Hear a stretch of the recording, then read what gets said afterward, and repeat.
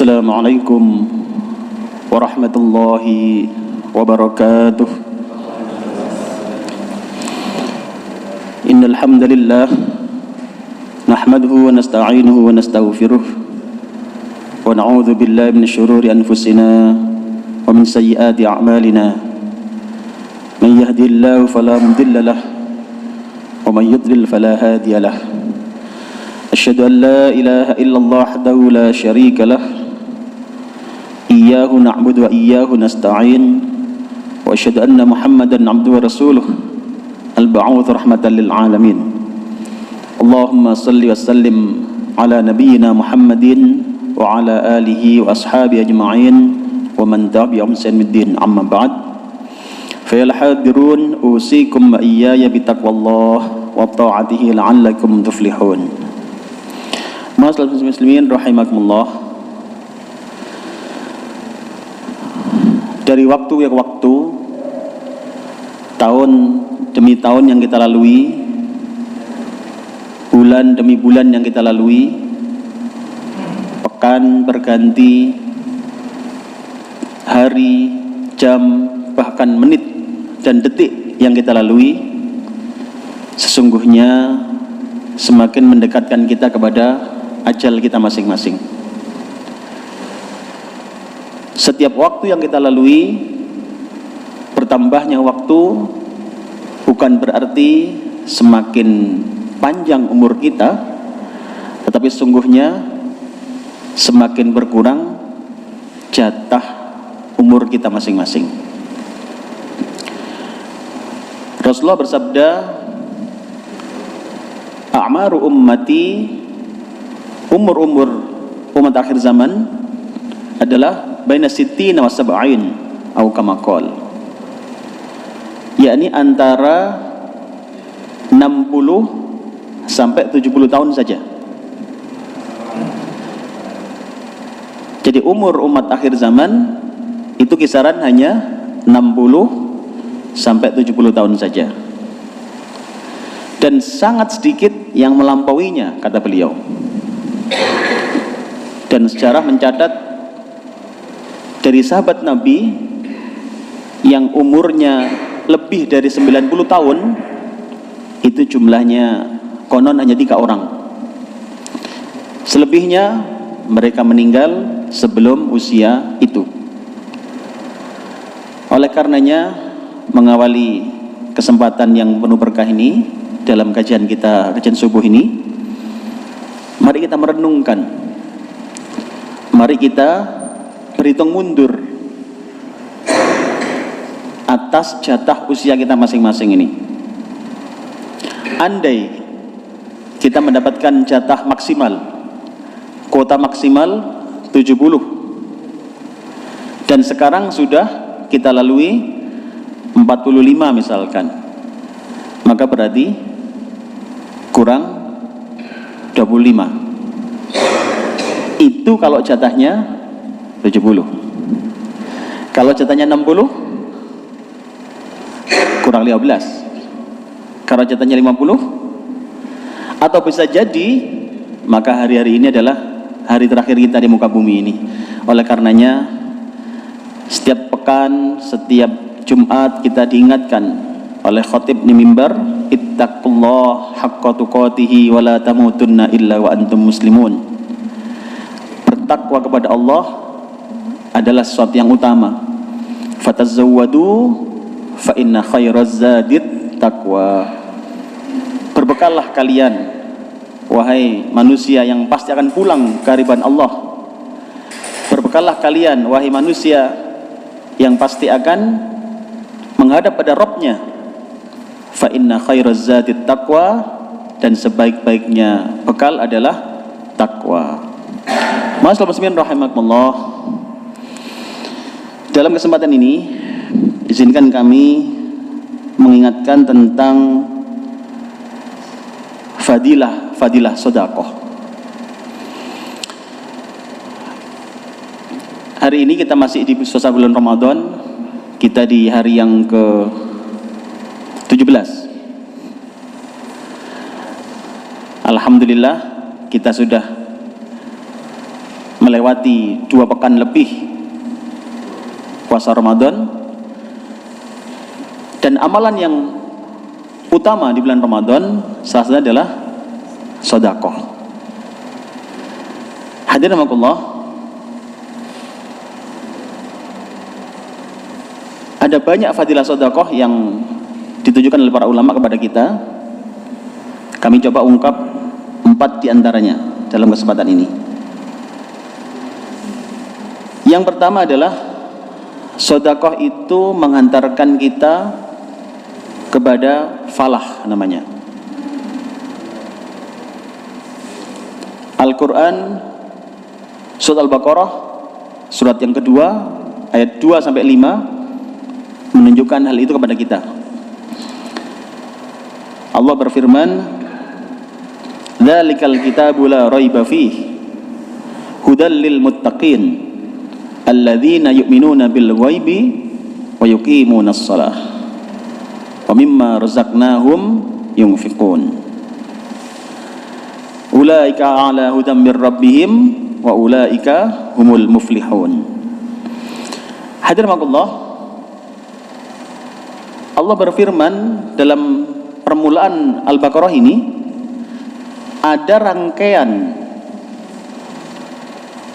beberapa ayat di sana yang dipungkasi dengan ulaika humul muflihun. Mereka adalah orang-orang yang mendapatkan falah. Apa itu falah? Imam Ar-Raghib rahimahullah ta'ala menjelaskan tentang falah ini. Falah adalah kebahagiaan yang dimensinya dunia maupun akhirat. Jadi falah adalah kebahagiaan yang dimensinya dunia dan akhirat. Dalam kehidupan kadang kita bahagia di dunia, tapi tidak bahagia di akhirat. Jadi kalau kita bikin kuadran gitu Pak, ada 4 pilihan hidup kita ini. Ada orang yang bahagia dunia, tidak bahagia di akhirat. Di dunia enak dia Pak, tapi di akhirat tidak enak, rugi. Ada orang yang di dunia dia rugi, di akhirat dia untung. Di dunia tidak enak lah pokoknya, dia sudah kekurangan uang, ya kan? Tidak pernah punya jabatan, tidak pernah dapat sesuatu dari dunia inilah. Dompet nggak pernah keisi, ya kan? Tapi akhirat punya harapan dia, karena aktif ke masjid, sering sedekah, menghadiri taklim, ada harapan di akhirat. Dunia dia nggak dapat apa-apa, tapi akhirat masih ada harapan. Ada orang ketiga, dunia rugi, akhirat rugi. Ini orang paling parah Pak. Sudah di dunia nggak pernah kebagian, ya kan? Di akhirat nggak ada harapan, double bangkrutnya. Na'udzubillah, teman, na'udzubillah. Yang keempat yang paling ideal, dunia untung, akhirat untung. Kira-kira panjenengan yang mana Pak? Yang keempat ya? Alhamdulillah, insyaallah. Mudah-mudahan Allah mudahkan kita, dunia kita diberikan hasanah, wa fil akhirati hasanah, husnul khotimah. Masya Allah. Hadirin rahimakumullah. Nah, falah ini yang keempat ini Pak. Jadi ulaika humul muflihun, mereka adalah orang-orang yang dapat falah. Imam Ar-Raghib mengatakan yang falah ini adalah yang keempat tadi itu. Dunianya bahagia, akhirat bahagia. Dan pasti kita kepingin dapat itu. Tidak satupun orang kepingin sengsara dunia, apalagi sengsara akhirat. Jadi istilahnya orang yang paling sengsara sekalipun di dunia ini tetap berharap anak-anaknya tidak boleh sengsara.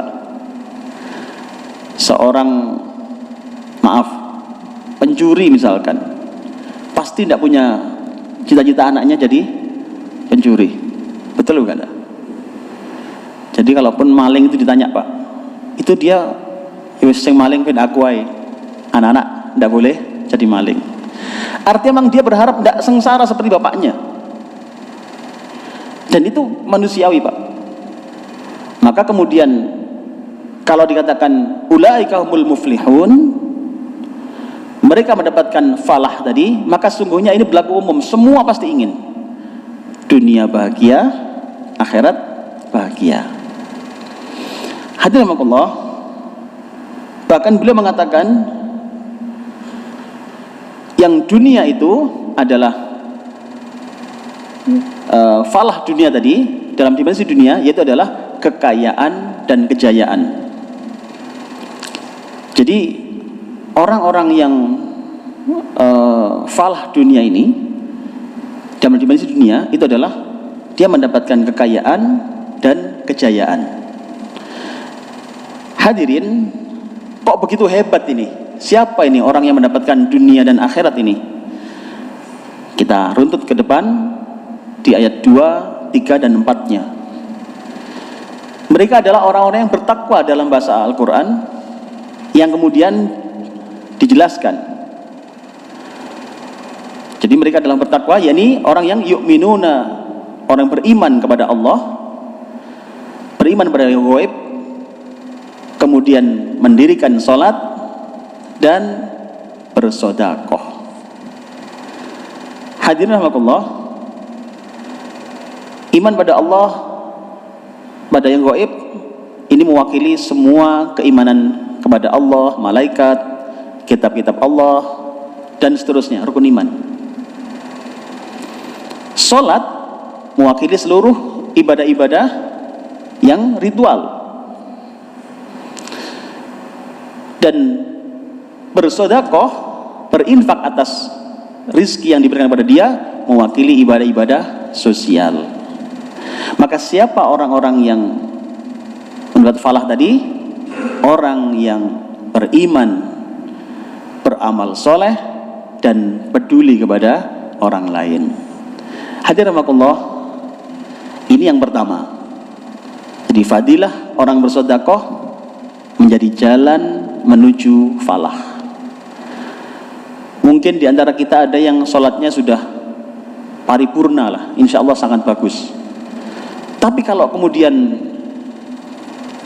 tidak peduli dengan orang lain, maaf, dalam Al-Quran itu sholat dan zakat, sholat dan sedekah, sedekah wajib, ayat zakah, yang zakat itu diulang-ulang oleh Allah lebih dari 70 kali. Jadi salat dan zakat, jadi ada ayatnya yang aqimus shalah wa atuz zakah wa yuqimunas shalah wa yutuz zakah. Pernah menjumpai ayat itu, Pak? Itu ternyata kata para ulama, rangkaian itu diulang-ulang lebih dari 70 kali. Ada yang mengatakan 74 kali dalam Al-Quran itu, dengan berbagai bentuknya.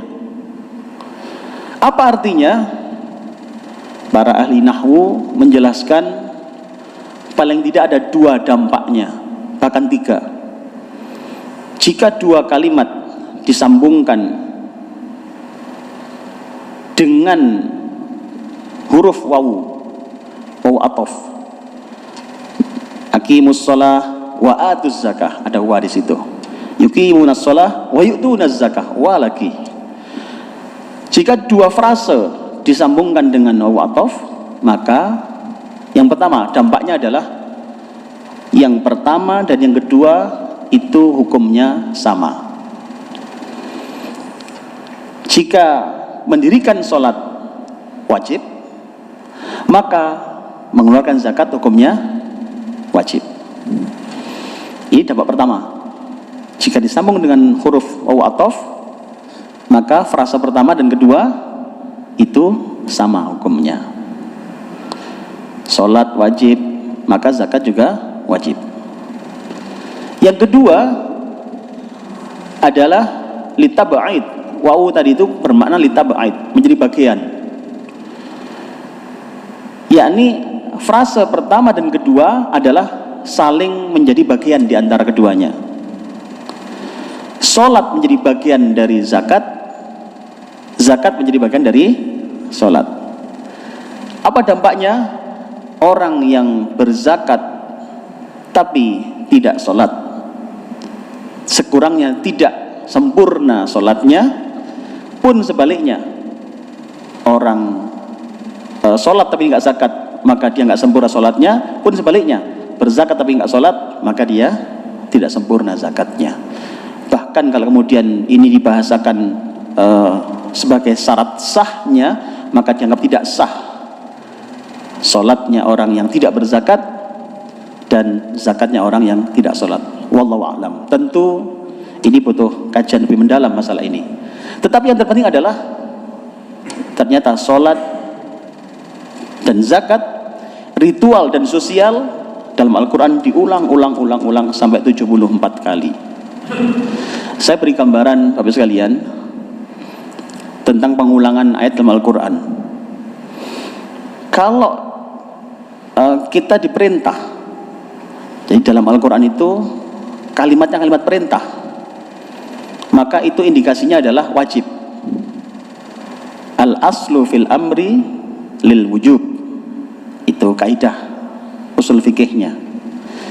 Setiap kalimat amr, kalimat perintah di dalam Al-Quran itu sungguhnya indikasinya adalah hukum wajib, selama tidak ada alasan-alasan, indikasi-indikasi lain yang menyatakan tidak wajib.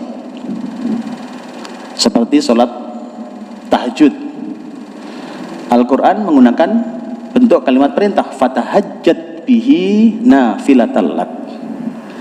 Itu kan kalau menurut kaidah tadi wajib harusnya, tapi ada korinah lain, ada indikasi lain yang melatar belakangi bahwasanya ternyata Rasulullah tidak mewajibkan, maka bisa iya bisa tidak, sehingga kemudian dihukumi tidak wajib. Hadirin rahimakumullah.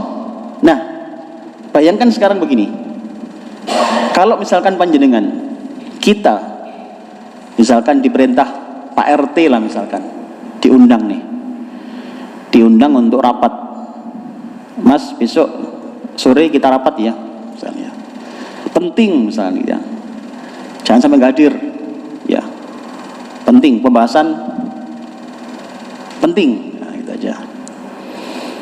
Kalau sekali Pak RT bilang kita, itu hukumnya wajib nggak Pak?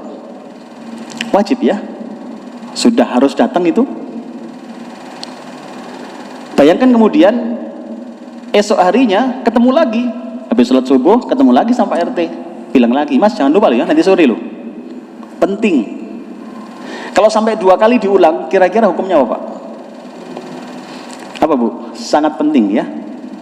Sudah 2 kali ya, ya sangat wajib berarti.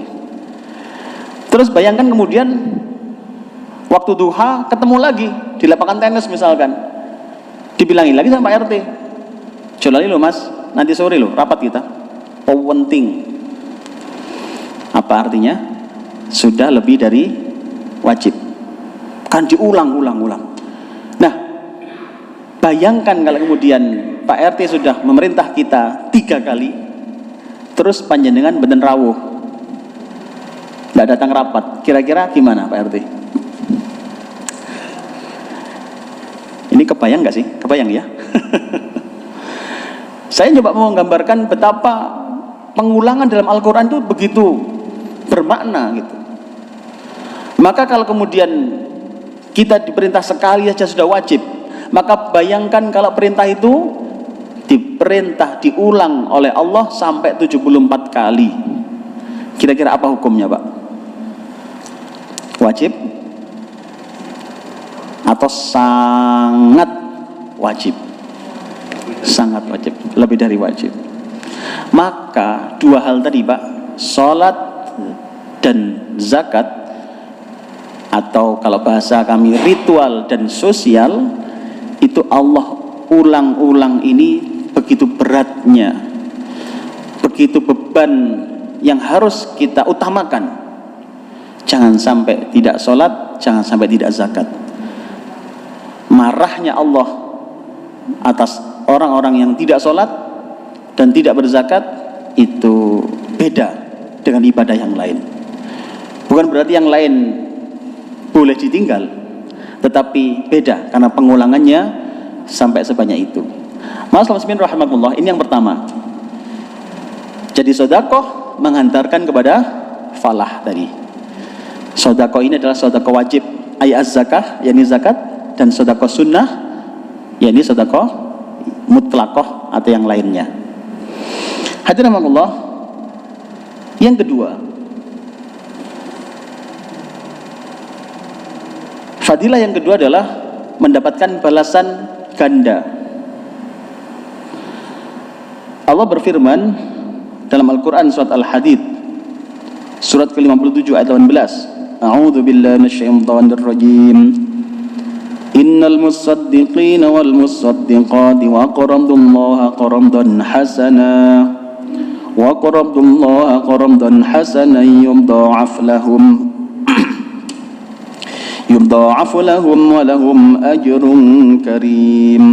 Sesungguhnya orang-orang yang bersedekah, baik laki-laki maupun perempuan, dan meminjamkan kepada Allah dengan pinjaman yang baik, akan dilipat gandakan balasannya bagi mereka, dan mereka akan mendapat pahala yang mulia. Hadirin, lihat ayat ini. Allah menggambarkan orang yang bersedekah itu laksana memberikan pinjaman kepada Allah, menggunakan kata pinjaman. Apa maksudnya? Salah satu hikmahnya, iman hikmah yang lebih tahu adalah Allah. Tapi salah satu hikmahnya untuk para ulama adalah ini jaminan bahwasanya orang yang bersedekah pasti akan balik. Orang bersedekah pasti akan balik. Bayangkan menggunakan diksi, menggunakan kalimat pinjaman. Kalau kita pinjam pasti balik, badan. Pasti ya. Kalau nggak mengembalikan pinjaman, apa namanya itu, Pak? Ngemplang ya. Kalau kita pinjam pasti harus kembalikan. Maka dalam kaitan ini digunakan kalimat pinjam. Maka barang siapa memberikan pinjaman kepada Allah, dia akan diberikan kembalian lebih banyak. Hadirin, orang-orang yang bersedekah dipastikan akan balik. Pasti balik. Dan kembalinya yudha'afu lahum, akan dilipat gandakan oleh Allah Subhanahu wa taala. Hadirin, dalam Ramadan ini ibadah yang wajib, ibadah yang sunnah itu akan dihitung seperti wajib pahalanya. Dan ibadah yang wajib dilipat gandakan sab'ina marrah, 70 kali. Maka ini kesempatan kita. Rasulullah SAW adalah orang yang pemurah, dan beliau semakin pemurah ketika masuk bulan Ramadan. Bahkan sampai disebutkan sebagai rihul mursalah, laksana angin yang berhembus. Maka Ramadan ini kesempatan. Ayo, sedekah yang wajib selesaikan, berupa zakat kita. Kemudian sedekah yang sunnah lakukan. Hadirin rahimakumullah, Allah akan melipat gandakan balasannya. Yang ketiga, sedekah akan memanjangkan umur dan mencegah su'ul khatimah. Rasulullah SAW bersabda dalam hadis riwayat Tabrani, sesungguhnya sedekahnya orang muslim dapat menambah umurnya, dapat mencegah kematian yang buruk. Allah akan menghilangkan darinya sifat sombong, kefakiran, dan sifat bangga pada diri sendiri. Hadirin, poin pertama yang kita garis bawahi adalah di bagian pertama tadi, orang yang bersedekah maka dia mendapatkan umur yang panjang. Barang siapa ingin umur panjang, bersedekahlah. Hadirin rahimakumullah, Bapak Ibu sekalian, beberapa tahun yang lalu ada sebuah riset yang dilakukan di California University oleh seorang periset namanya Doug Omen. Dia meneliti sekitar 2.000 orang manula usia di atas 55 tahun. Itu diteliti sama dia selama 5 tahun. Jadi orang-orang manula ini diteliti, Pak. 2.000 orang selama 5 tahun. Apa yang dia teliti? Dia teliti tentang mereka yang umurnya panjang. Jadi manula ini kan maaf Pak, sudah semakin sepuh gitu ya. Itu kemudian diteliti, yang umurnya panjang-panjang ini kenapa ini? Ya, umurnya panjang ini kenapa? Dan hasil yang cukup mengejutkan adalah dominan kedua dari hasil penelitian itu, yakni mereka yang umurnya panjang ini adalah mereka yang peduli kepada orang lain. Mereka ada yang ikut kegiatan-kegiatan sosial, mereka ada yang ikut memberikan santunan pada yatim piatu, pada orang-orang terlantar, dan macam-macam. Sehingga kemudian di dalam kesimpulan penelitiannya dia mengatakan orang yang peduli kepada orang lain, care pada orang lain, maka usia harapan hidupnya akan semakin panjang. Maka ini mengkonfirmasi sabda Nabi tadi, bahwa orang yang bersedekah dia mendapatkan umur panjang. Jadi orang-orang yang peduli, sedekah ini kan tidak selalu dengan uang. Sedekah dengan uang pasti iya. Mungkin kita dengan tenaga membantu orang lain, care pada orang lain. Mungkin juga dengan nasihat-nasihat.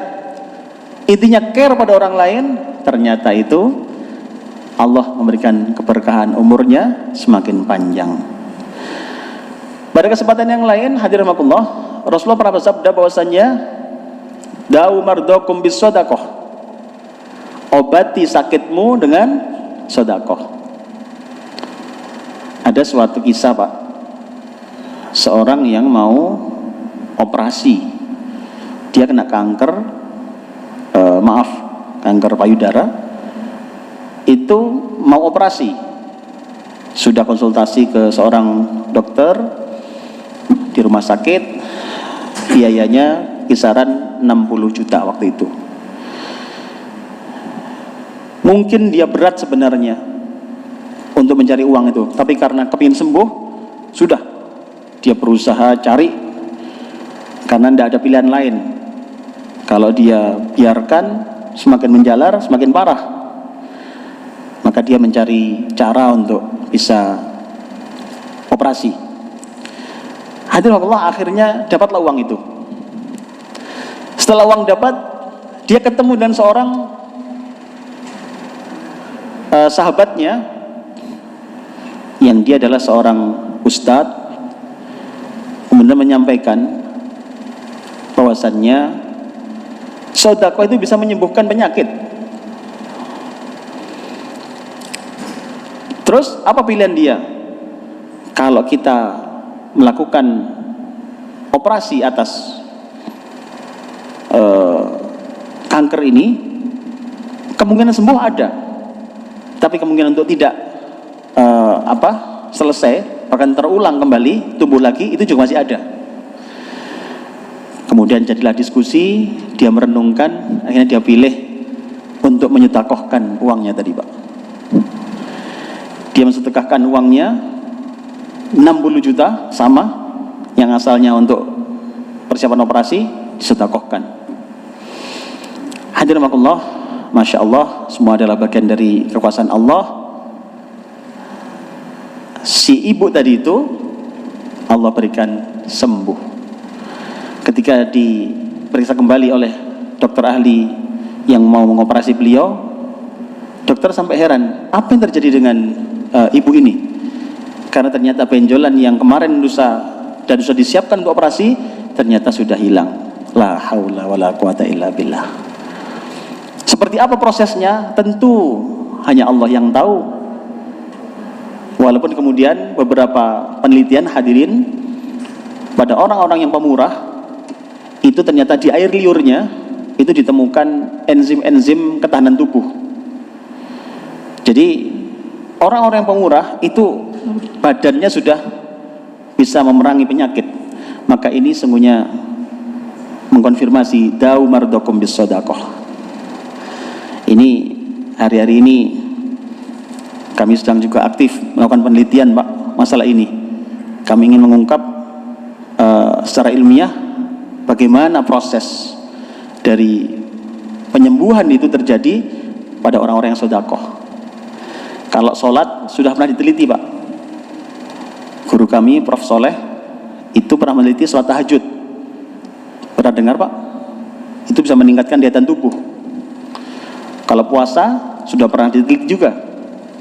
Yang terakhir mungkin kita dengar dari peneliti di Jepang, itu ternyata puasa bisa meningkatkan aktivitas dari sel fagosit yang melawan tubuh, melawan penyakit. Nah, sedekah ini yang belum diteliti. Doakan semoga kelar gitu ya. Kita mudah-mudahan bisa menjadi tambahan hasanah keilmuan kita. Yang keempat terakhir, sedekah menghapuskan dosa. Hadirin rahimakumullah, Rasulullah bersabda dalam hadits Tirmidzi bahwasanya sedekah itu dapat menghapus dosa sebagaimana air memadamkan api. Hadirin, sedekah itu bisa juga meredamkan murkanya Allah sehingga musibah itu tidak terjadi. Pernah dengar Pak? Sedekah itu tadfa'ul bala, mencegah bala. Pernah dengar hadis itu? Kalau dulu bahasanya orang-orang kampung itu kan ya, sekitar kita barangkali ini kita pernah dengar ungkapan kalau orang bolak-balik kena musibah, apa namanya Pak? Kurang banjaan nih gitu ya. Artinya bang sedekah ya. Sedekah tadfa'ul bala, Rasulullah yang dawuh nih.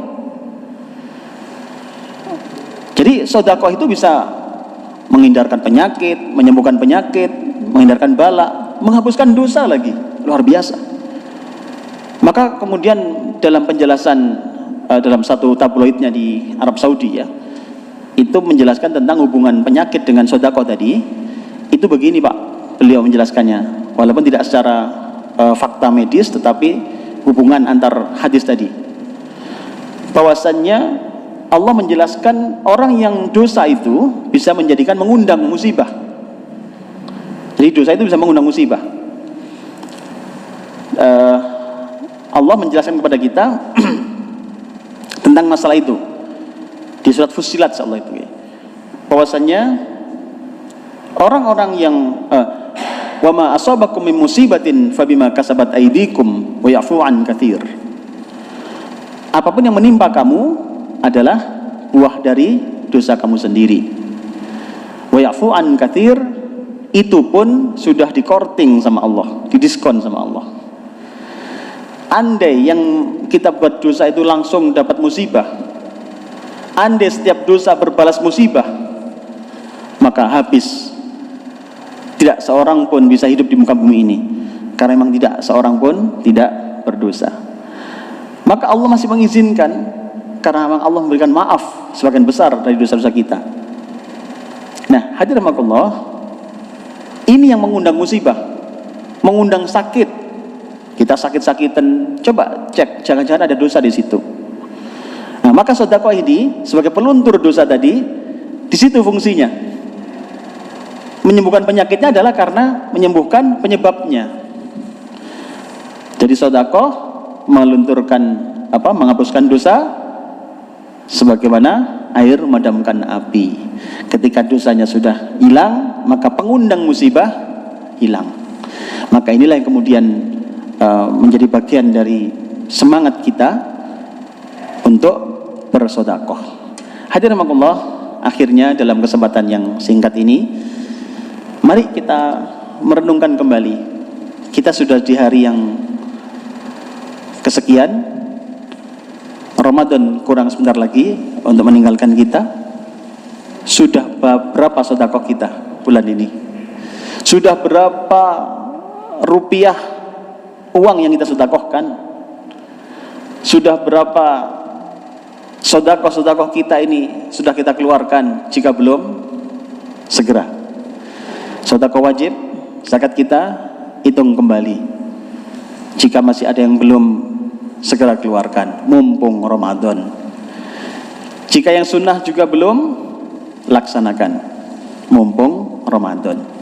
Dan kita berharap dengan sedekah kita, Allah tidak hanya memberikan kesehatan, tidak hanya memberikan kita keselamatan dari musibah, umur panjang, tidak hanya itu pasti, tapi kita berharap Allah berkenan memaafkan salah-salah kita, meridhoi diri kita, dan semoga kelak kita dimasukkan dalam golongan orang-orang yang mendapatkan falah tadi, bahagia dunia, bahagia akhirat. Hadirin rahimakumullah, demikian kurang lebihnya mohon dimaklumi, semoga bermanfaat renungan pada pagi hari ini. Mari kita tutup dengan bacaan hamdalah. Alhamdulillahirabbil alamin. Subhanakallahumma bihamdika asyhadu an la ilaha illa anta astaghfiruka wa atubu ilaik. Selamat melanjutkan puasa Ramadannya. Semoga Allah memberikan kekuatan dan diterima oleh Allah Subhanahu wa taala. Demikian, assalamualaikum warahmatullahi wabarakatuh.